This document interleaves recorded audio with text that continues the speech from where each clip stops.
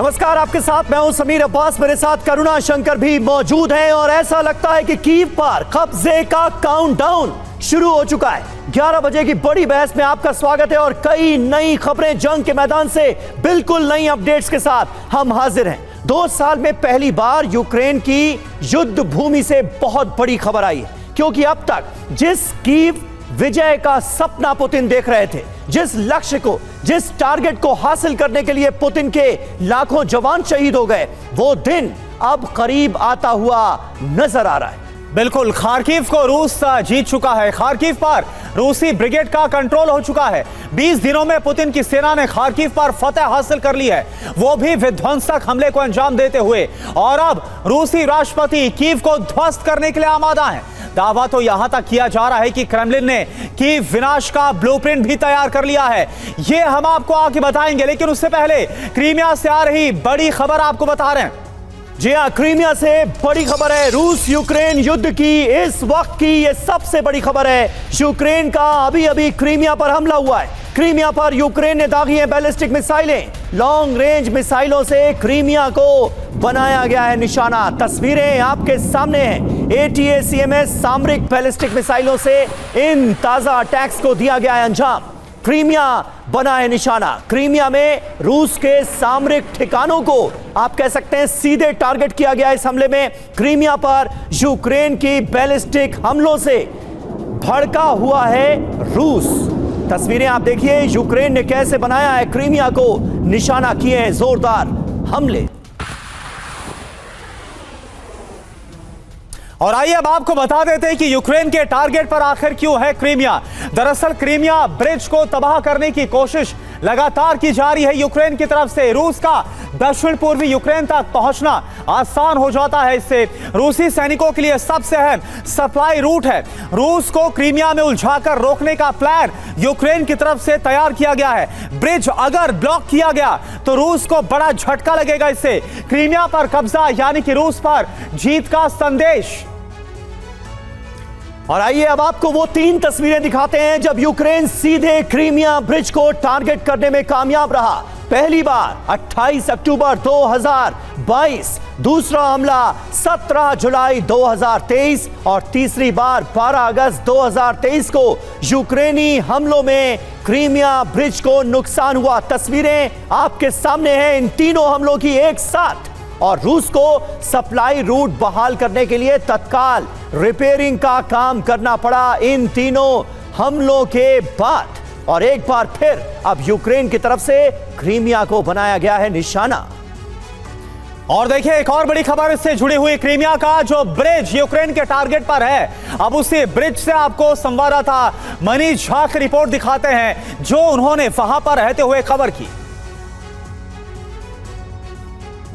जहां पर कि हम आपको दिखाएंगे कि देखिए यहाँ ट्रैफिक किस तरह से चल रहा है, कहां पर हमला हुआ था और किस तरह की रिपेयरिंग हुई थी। और ये देखिए ठीक सामने में जिसके लिए क्रीमिया ब्रिज को लोग पहचानते हैं, जो क्रीमिया ब्रिज की पहचान है, जिसकी वजह से पूरी दुनिया में क्रीमिया ब्रिज को जाना जाता है, हम उस हिस्से से अभी गुजर रहे हैं। और इस हिस्से में देखिए TV9 भारतवर्ष की टीम ने ठीक इसी जगह पर समंदर से रिपोर्टिंग की थी, बोट पर चढ़कर रिपोर्टिंग की थी। और इस वक्त हम आपको दिखा रहे हैं, ये देखिए एक ब्रिज जहां से हम गुजर रहे हैं कार के जरिए, वहीं दूसरा जो हिस्सा है दूसरा ब्रिज जहां से ट्रेन गुजरती है।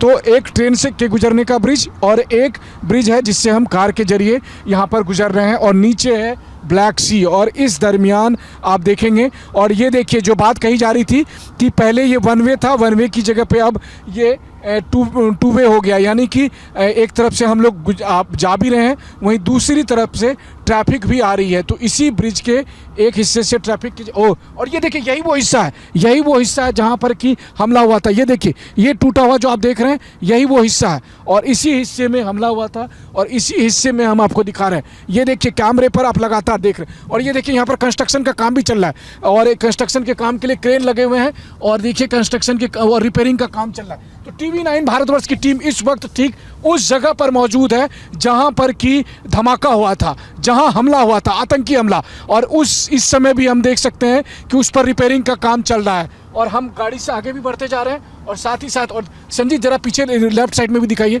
ढेर सारे क्रेन लगे हुए हैं। इधर अपने कैमरे को घुमाइए और देखिए यहाँ पर ढेर सारे क्रेन लगे हुए हैं। तो ये सब जो क्रेन है, ये सब क्रेन है ताकि इसके जरिए वो रिपेयरिंग का काम कर सके।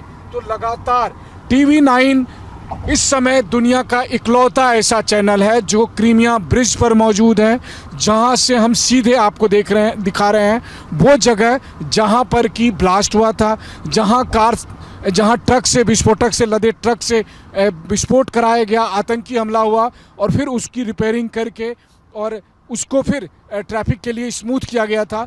तो हम ब्लैक सी के ऊपर से गुजर रहे हैं, इस ब्रिज के ऊपर से गुजर रहे हैं और हमारे कैमरे पर हमने वो तस्वीरें कैद की है जहां पर कि सीधे हमला हुआ था। और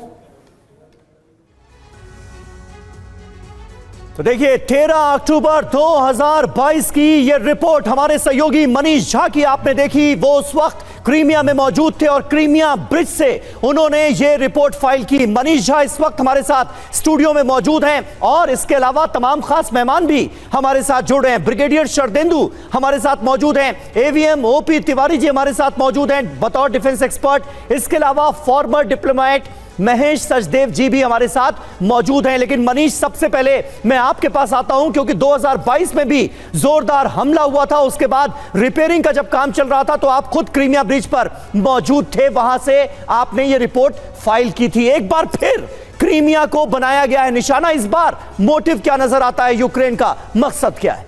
देखिए, इसमें कोई दो राय नहीं है कि क्रीमिया पुल पुतिन के लिए आन बान शान का सवाल है और लगातार अमेरिका और यूरोप के वो सभी देश जो यूक्रेन को मदद कर रहे हैं, अलग अलग तरीके से विचार कर रहे हैं कि कैसे इस पुल को ध्वस्त किया जाए। इसका लॉजिस्टिक कितना मददगार होगा वो अलग बात है, क्योंकि कहा जाता है कि जब एक बार क्रीमिया ब्रिज टूट जाएगा तो रूस को क्रीमिया में रसद पहुंचाने में दिक्कत होगी। हालांकि मैं इससे सहमत नहीं हूं, क्योंकि अब रूस ने खेरसोन और खार्किव होकर एक लैंड रूट भी बना लिया है, तो रसद तो पहुंच जाएगा।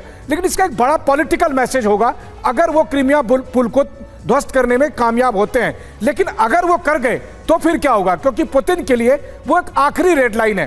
क्रीमिया पुल तबाह मतलब यूक्रेन तबाह, मतलब यूरोप तबाह। और पुतिन ने ये रेड लाइन बना दी है कि अगर क्रीमिया पुल को ध्वस्त किया गया पूरी तरह से, जिस दिन ध्वस्त होगा समझिएगा उसके बाद रूस के पास खुद को रोकने के लिए कोई भी उपाय नहीं होगा, उसे हर हालत में उस न्यूक्लियर डेटरेंस का इस्तेमाल करना ही पड़ेगा। ठीक है।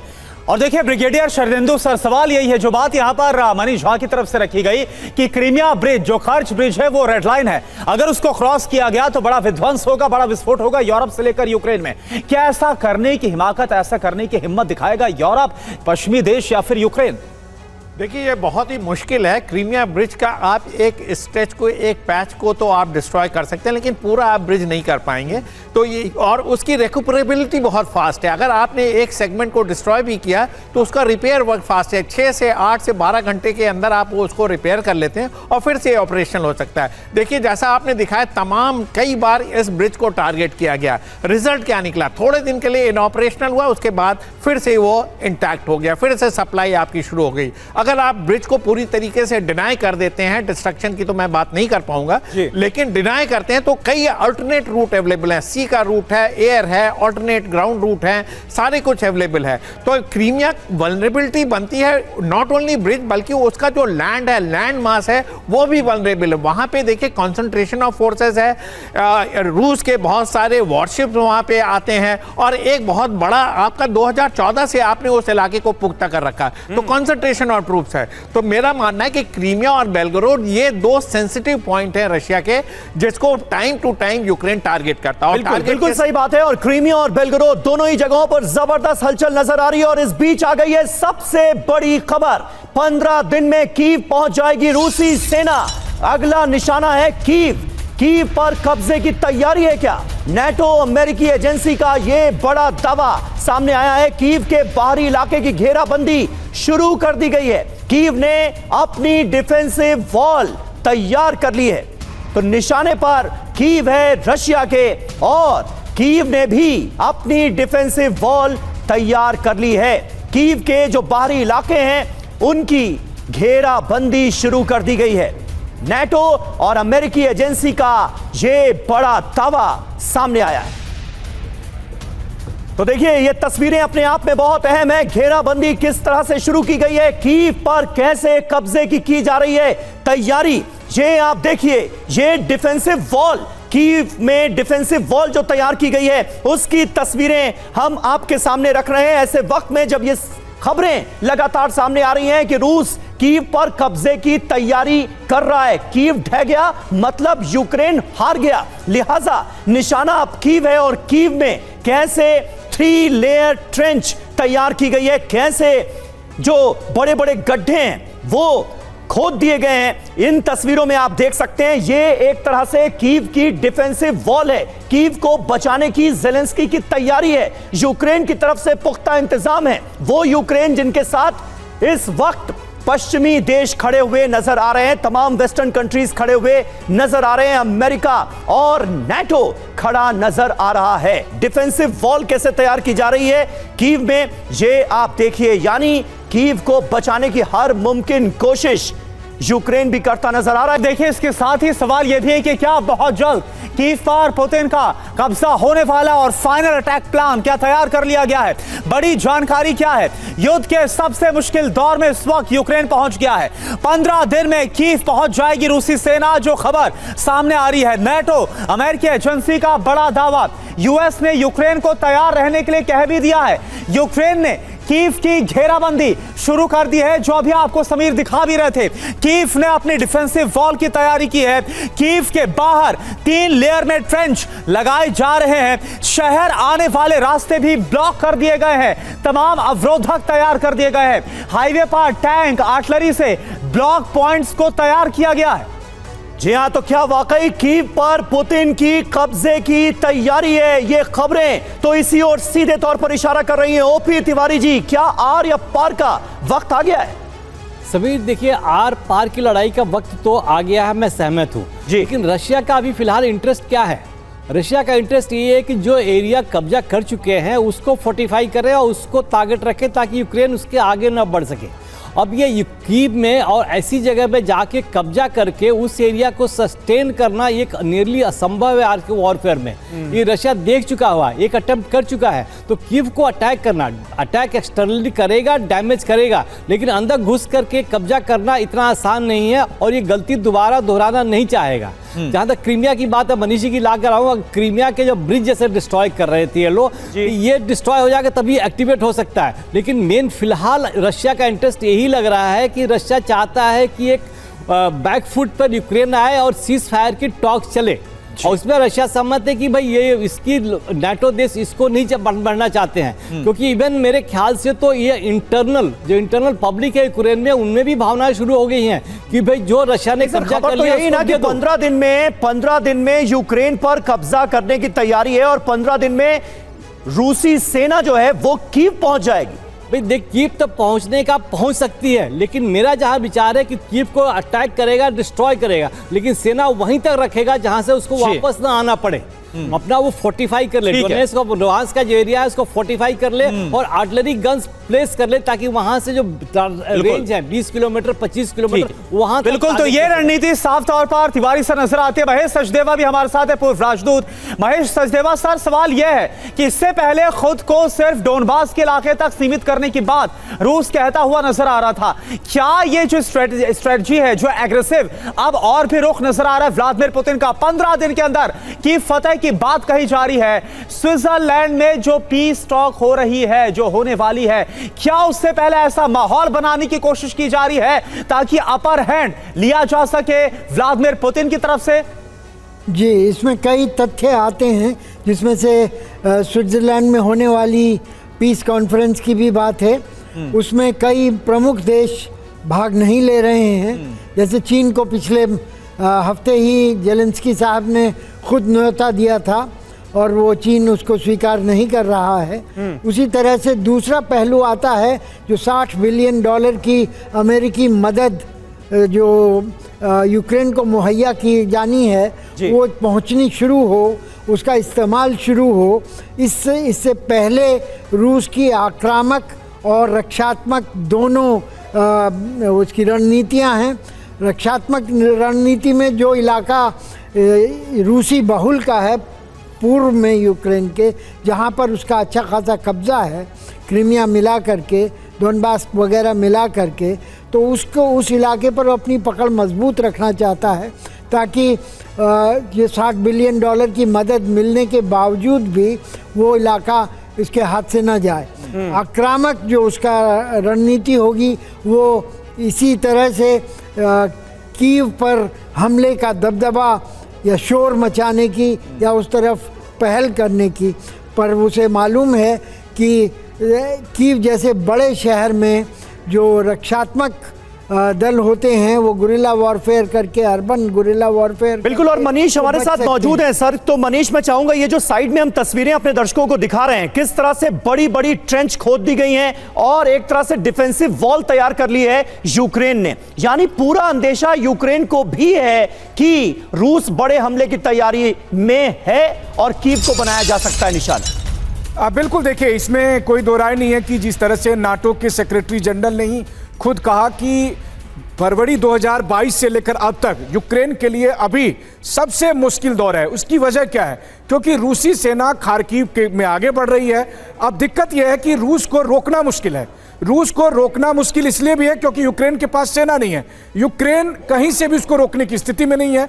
वैसी स्थिति में उन्हें अंदेशा है कि रूसी सेना अगर की पहुंची तो हम कैसे उसे रोकेंगे। लेकिन यहां पर मैं एक बात कहना चाहूंगा, देखिए वो कहते हैं ना तू डाल डाल में पात पात। अब रूस की वो स्टाइल नहीं है जो फरवरी और मार्च 2022 में थी। अब रूस की सेना कहीं पहुंचने से पहले वहां पहले जमकर बमबारी करती है, उस शहर को ध्वस्त करती है, फिर उसकी सेना वहां पर पहुंचती है। ऐसे में ये तमाम जो ट्रेंचेज बनाए गए हैं और या फिर जितनी घेराबंदी की गई है, ये कितनी कारगर साबित होगी कीव के लिए, ये देखने वाली बात होगी। बिल्कुल, क्योंकि 15 दिन की टाइमलाइन भी दे दी गई। अब ऐसे में क्या होगा देखना होगा। लेकिन यह आपको बता दें कि अब रूस की सेना का कीव मार्च हो रहा है और इससे जुड़ी जानकारी क्या है यह आपके सामने ग्राफिक्स के जरिए।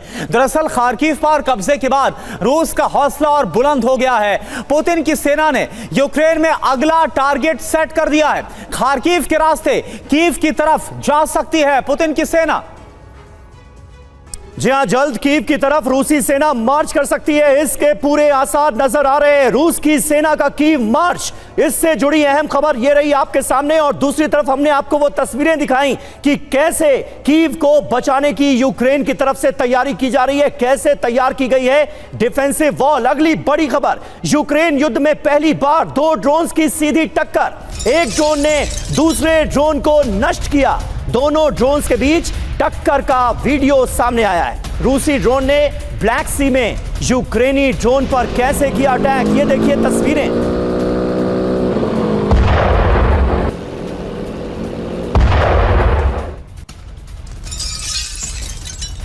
और देखिए इस बीच एक और बड़ी खबर सामने आ रही है। हूती ने अमेरिकन MQ-9 रीपर ड्रोन को निशाना बनाया है।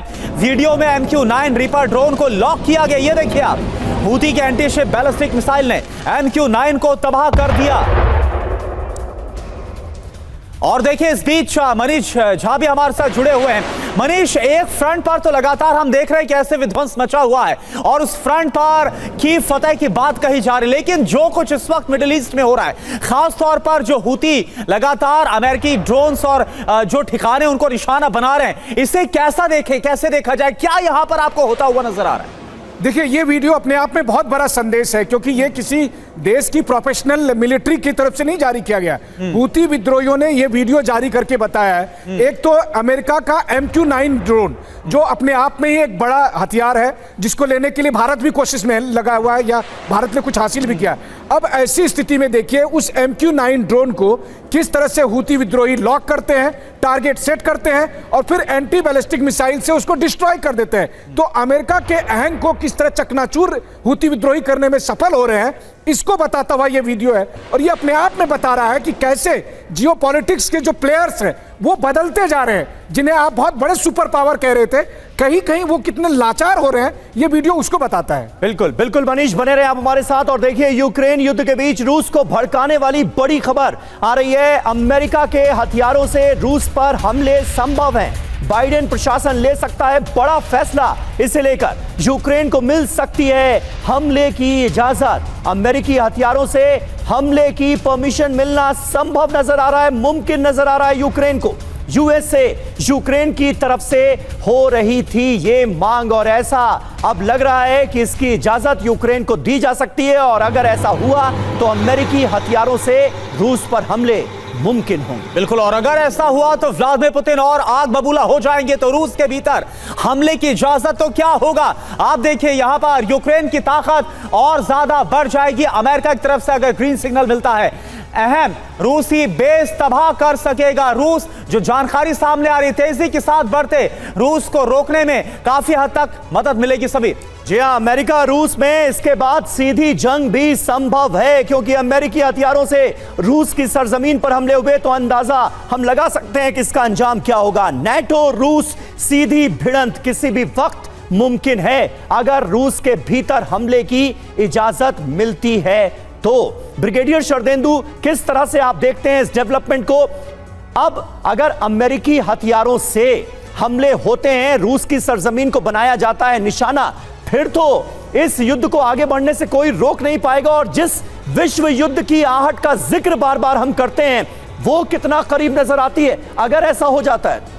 देखिए, अगर ये परमिशन मिल जाती है लॉन्ग रेंज वेपन को इस्तेमाल करने के लिए, वो भी रशिया के अगेंस्ट इस्तेमाल करने के लिए, तो ये जो युद्ध है एक डिफरेंट लेवल पे जाता हुआ दिख रहा है। और इसकी हिमाकत देखिए, अमेरिका नहीं, फ्रांस भी कर रहा था और इंग्लैंड भी कर रहा था। वो बार बार बोल रहे थे कि हमने ये हथियार उनको रखने के लिए नहीं दिए, इसका इस्तेमाल करना चाहिए और इसकी छूट यूक्रेन को मिलनी चाहिए जिससे वो रशिया को टारगेट कर सकें। लेकिन सबसे बड़ा मुद्दा यह है कि जब ये लेवल वॉर एस्केलेट होकर नेक्स्ट लेवल पे जाएगा तो कौन कौन इसमें अफेक्टेड होगा। अमेरिका ने देखिए पूरे यूरोप में और नेबरिंग नेशन जो हैं यूक्रेन से लगते हैं, वो वहां पे उसने न्यूक्लियर बेसेस बना रखे हैं, मिलिट्री डिप्लॉय कर रखी है, लॉन्ग रेंज वेपन डिप्लॉय कर रखे हैं। अगर ये लेवल नेक्स्ट लेवल पे जाता है तो ये सारों की टारगेटिंग होगी। फ्रांस में हो सकता है टारगेटिंग। बिल्कुल शरदेंदु सर, यानी इशारा साफ है कि अगर ऐसा होता है तो फिर नाटो वर्सेस रूस होना ये कोई रोक नहीं पाएगा। सर, एक बड़ी खबर का दरअसल हम रुक कर रहे हैं। ये बड़ी खबर बता दें दर्शकों को, रूस ने सभी देशों से अपील की है स्विट्जरलैंड सम्मेलन में कोई देश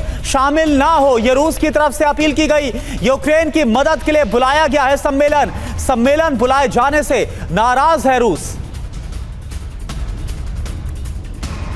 और देखिए, इस बीच पुतिन ने नाटो को दी है बड़ी चेतावनी। पुतिन ने कहा आग से खेल रहा है नाटो।